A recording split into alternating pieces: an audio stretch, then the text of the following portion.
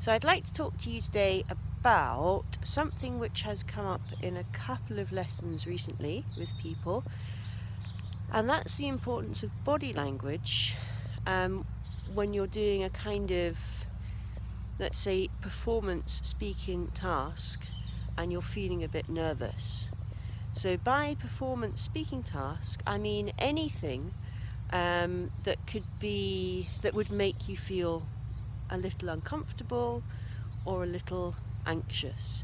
So we could be talking about a speaking exam, we could be talking about an interview, or just being asked to do something in class sometimes can be a little bit nerve-wracking.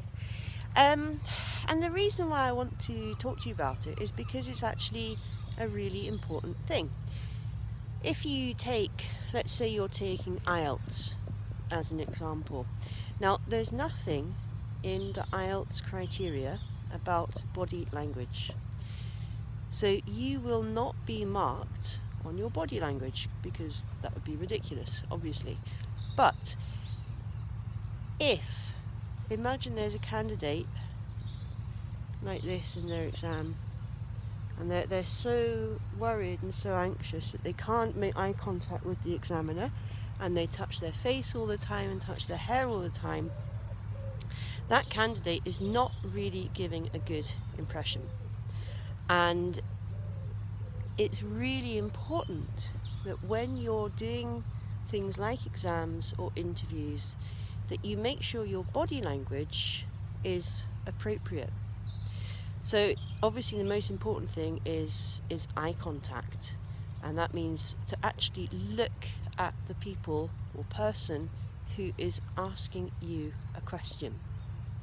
Obviously if you've got a panel in front of you, you need to kind of look at all of them. But eye contact is super important. Another kind of gesture which can really give away the fact that you're nervous is this kind of movement with your hand. I can't do it with both hands because my other hand is holding up my phone, but that kind of hand wringing thing, that is a real giveaway that you're feeling nervous and apprehensive. And things also like, moving a lot, fidgeting a lot, not really being able to stay still, that also shows people that you're feeling rather nervous.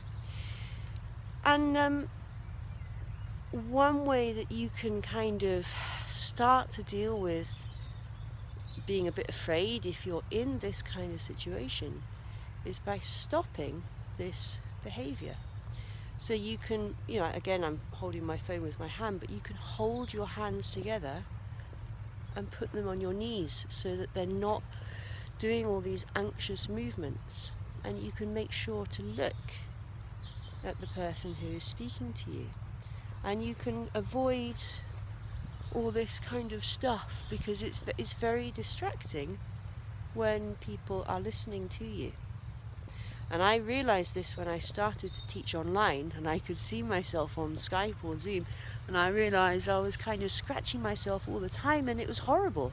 It's really, really horrible. So that's my invitation for you today. Any of you who've got potentially stressful situations coming up where you need to perform and might be feeling a little bit apprehensive, it might be worth your while making a video of yourself. I know that's horrible. And just seeing, what do you do? What gestures do you make? Do you touch yourself? Are you making eye contact? It can really, really help. All right, hope you guys all have a great weekend, and I'll see you soon. Bye bye.